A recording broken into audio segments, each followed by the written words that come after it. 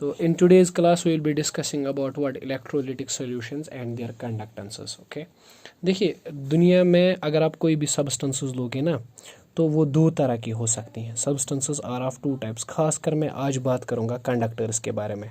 ठीक है, general classification आप पढ़ चुके हो कि इंसुलेटर होता है, सेमीकंडक्टर होता है, ठीक है, और कंडक्टर होता है. ठीक है, लेकिन आज के लेक्चर में हम बात करेंगे खाली कंडक्टर्स के बारे में. ठीक है, there are two types of conductors. One are called as metallic conductors. Okay, metallic conductors या इनको हम लोग बोलते हैं एक और नाम से electronic conductors. They are called as electronic conductors. ठीक है, अब ये मेटेलिक कंडक्टर्स क्या होते हैं और दूसरे टाइप के कंडक्टर्स होते हैं जिनको बोलते हैं electrolytic conductors. Electrolytic conductors, okay, या शॉर्टकट में इनको बोला जाता है इलेक्ट्रोलाइट्स. ठीक, जिनके बारे में हम बात करेंगे.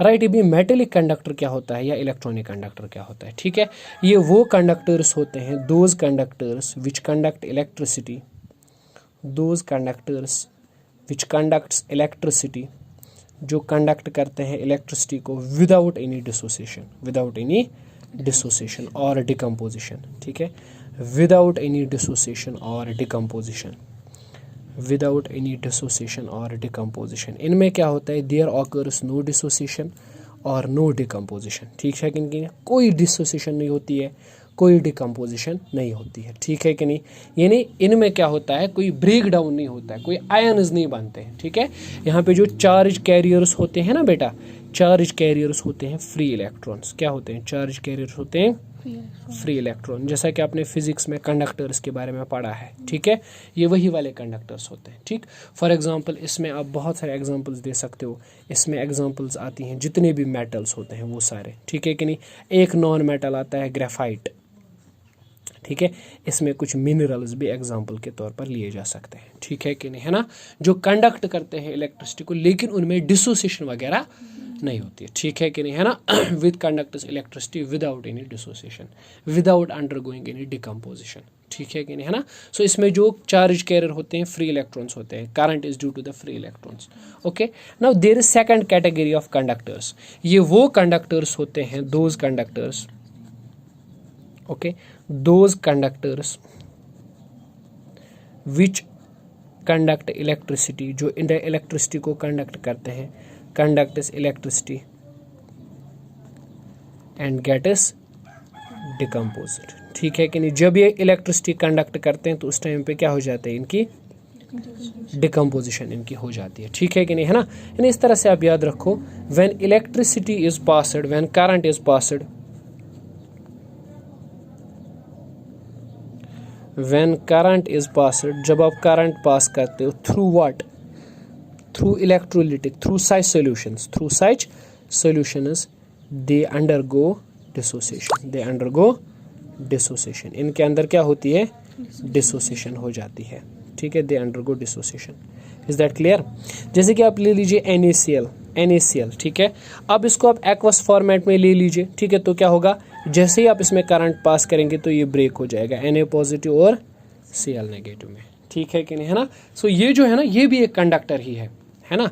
अगर आप किसी कंटेनर के अंदर NaCl लोगे तो उसमें आप इलेक्ट्रिसिटी पास करवा सकते हो, उसमें भी इलेक्ट्रिसिटी पास हो सकती है. ठीक है, लेकिन वो मेटेलिक कंडक्टर नहीं है, वो क्या है, एक इलेक्ट्रोलाइट है. जैसे ही इसमें इलेक्ट्रिसिटी पास होती है तो आयन्स बनते हैं और वही आयन्स फिर कैरी करते हैं किसको, करंट को. ठीक है कि नहीं, है ना. सो यहाँ पे जो चार्ज कैरियर्स होते हैं, what are they, charge carriers are ions, cations and anions. Charge carriers यहाँ पे होते हैं कैटायंस और एनायंस. ठीक है कि नहीं, है ना. यानी यहाँ पे जो करंट बनती है ना, वो असल में बनती है due to the movement of ions, due to the movement of ion. जैसे आयन्स मूव करते हैं from one side to another side, from one place to another place, तो इसमें क्या हो जाती है, इलेक्ट्रिसिटी करंट फ्लो हो जाती है. Okay, is that clear. ठीक है, तो इसमें इलेक्ट्रिसिटी फ्लो हो जाती है. राइट, अब यहाँ पे ध्यान दीजिएगा.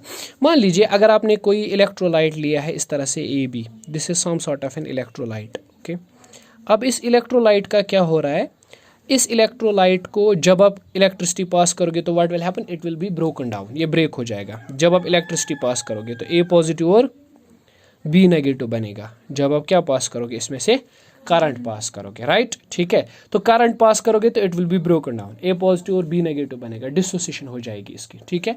लेकिन अगर आपने सपोज इसके 10 मोल्स लिए हुए हैं, ठीक है, तो ज़रूरी नहीं है कि जितने भी मोल्स आपने लिए हैं सब में ये डिसोसिएशन हो सकता है कुछ मोल्स ऐसे हों जो खाली ए बी फॉर्मेट में वापस रहे, उनमें कोई डिसोसिएशन ना हो, ठीक है। सपोज अगर मैं यहाँ पे कहूँ आप लोगों से कि 6 मोल्स ऐसे हैं जो कंप्लीटली डिसोसिएट होते हैं और 4 मोल्स ऐसे हैं जो अनडिसोसिएटेड रहते हैं, ठीक है। 6 मोल्स, 10 में से 6 मोल्स को क्या हो गया, डिसोसिएशन, ए पॉजिटिव बी नेगेटिव बन गया, बाकी जितने 4 मोल्स हैं वो ऐसे ही रहे। तो मैं कह रहा हूँ ज़रूरी नहीं है कि 100% डिसोसिएशन हो, जितने भी मॉलिक्यूल्स आप ऐड करो सब में डिसोसिएशन हो सकता है कुछ मॉलिक्यूल्स ऐसे हो जो वहीं पे रह जाए जिनमें डिसोसिएशन ना हो, ठीक है कि नहीं, है ना।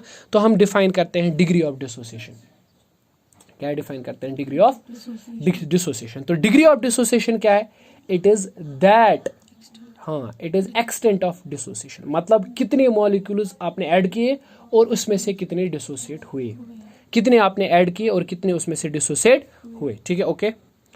ओके, तो हम यहाँ पे लिख सकते हैं ऐसे, डिग्री ऑफ डिसोसिएशन को ऐसे लिखा जा सकता है, degree of dissociation, degree of dissociation, it simply means number of molecules dissociated, number of moles dissociated, कितने मोल्स या कितने मॉलिक्यूल्स जो हैं वो डिसोसिएट हुए, हाँ, divided by total number of moles, divided by total number of moles, ठीक है।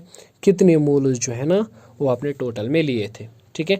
फॉर एग्जांपल जो अभी हमने एग्जांपल ली 10 मोल्स टोटल में लिए थे, 6 डिसोसिएट हो गए, तो डिग्री ऑफ डिसोसिएशन अल्फा किसके बराबर होगा, कितने डिसोसिएट हुए, 6 डिवाइड बाय टोटल कितने थे, 10, तो इट इज़ 0.6, है कि नहीं।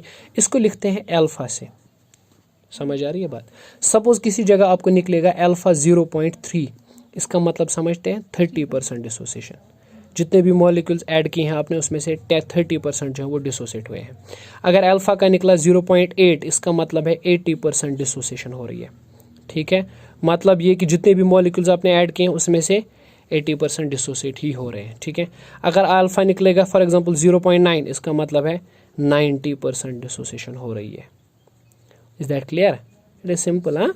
अगर अल्फा निकलेगा 0.05, इसका मतलब है 5% डिसोसिएशन, आप मल्टीप्लाई करो 100 से, ठीक है, ठीक है। 0.05 means 5% dissociation, okay.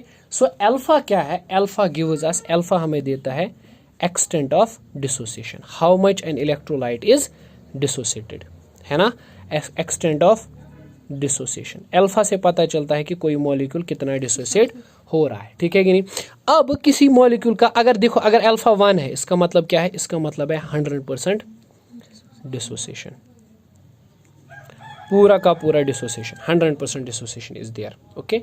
This is what we say कि 100% डिसोसिएशन कब होती है, जब अल्फा का वैल्यू 1 आ जाता है, ठीक है। तो देयर आर सम इलेक्ट्रोलाइट्स जिनमें अल्फा का वैल्यू बहुत ज़्यादा है और कुछ इलेक्ट्रोलाइट्स हैं जिनमें अल्फा का वैल्यू बहुत कम है, ठीक है कि नहीं। वो इलेक्ट्रोलाइट जिनमें अल्फा का वैल्यू बहुत ज़्यादा है, they are called as strong electrolytes, ठीक है। और जिनमें अल्फा का वैल्यू कम है, they are called as weak electrolytes, ठीक है। Okay, you can visualise this thing. अगर आपको इस पे और कॉन्सेप्ट चाहिए तो आप क्या करोगे, 11th क्लास की लेक्चर सीरीज़ है इक्विलिब्रियम, उसका जो एक टॉपिक है आयोनिक इक्विलिब्रियम के नाम से, ठीक है, आप उसको विजुअलाइज कर सकते हो, देख सकते हो, ओके, ठीक है। तो उसमें ये डिटेल डिस्कशन है अल्फा के बारे में, ठीक, because you have already done this in class 11 है, okay. So you can visit that link, okay, I will give it in description है। इलेक्ट्रोलाइट क्या है, अब जिसमें ज़्यादा डिग्री ऑफ डिसोसिएशन होती है, ठीक है। अगर डिग्री ऑफ डिसोसिएशन हाई है, बहुत ज़्यादा डिग्री ऑफ डिसोसिएशन है, मतलब डिसोसिएशन बहुत ज़्यादा हो रही है, तो then those are called as strong electrolytes. अगर ना बहुत ज़्यादा डिसोसिएशन हो रही है, ठीक है, और अगर डिग्री ऑफ डिसोसिएशन लो है, कम है, तो it is called as weak electrolytes, okay. So we have examples of strong electrolytes as well as weak electrolytes. Strong electrolytes में example आप ले लीजिए NaCl की, आप ले लीजिए example KOH की, आप ले लीजिए example KCl की, H2SO4 की, HNO3 की, ठीक है, एटसेट्रा एटसेट्रा, बहुत सारी एग्जांपल्स हमारे पास हैं, ठीक है। NaOH है, ठीक है, इस तरह से बहुत सारी बेसिस हैं, स्ट्रॉन्ग बेसिस, जितनी भी स्ट्रॉन्ग बेसिस हैं, they are all good strong electrolytes. जितने भी स्ट्रॉन्ग एसिड्स हैं, they are all strong electrolytes. Is that clear. अब वीक इलेक्ट्रोलाइट्स क्या हैं, जिनमें डिसोसिएशन तो होती है लेकिन डिसोसिएशन बहुत कम होती है, वीक होती है। इसमें फॉर एग्जांपल आप ले लीजिए एग्जांपल एसिटिक एसिड की CH3COH, इसमें आप एग्जांपल ले सकते हैं NH4OH की, इसमें भी डिसोसिएशन होती है लेकिन dissociation is quite weak. Okay, इसमें आप ले सकते हो एग्जांपल हाइड्रोजन साइनाइड, इसमें आप एग्जांपल ले सकते हो कार्बोनिक एसिड, इसमें आप एग्जांपल ले सकते हो H3PO4 फॉस्फोरिक एसिड। ठीक है, इस तरह से वीक बेसिस हैं कुछ NH4OH। ओके, इसमें CaOH2 है, calcium hydroxide, aluminium hydroxide AlOH3 है। ठीक है, so these are the examples of weak electrolytes. Okay, मतलब इनमें भी डिसोसिएशन होती है, ऐसा नहीं होती है, but dissociation is very weak.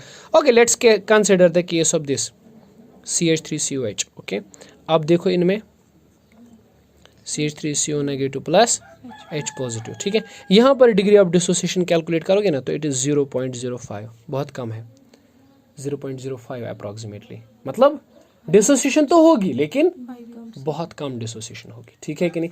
अच्छा, you can define a constant here जिसको हम डिसोसिएशन कांस्टेंट कहते हैं, that is the concentration of products, ठीक है, बोनो product divided by concentration of reactants, है कि नहीं? और एक चीज़ यहाँ पे याद रखने के लायक ये है कि Ka is directly proportional to dissociation. अगर इसका वैल्यू ज़्यादा आया इसको कहते हैं डिसोसिएशन कांस्टेंट। अगर इस डिसोसिएशन कांस्टेंट का वैल्यू ज़्यादा आया इसका मतलब क्या है कि डिसोसिएशन ज़्यादा है। अगर इस डिसोसिएशन कांस्टेंट का वैल्यू कम आया इसका मतलब डिसोसिएशन कम है। ठीक है।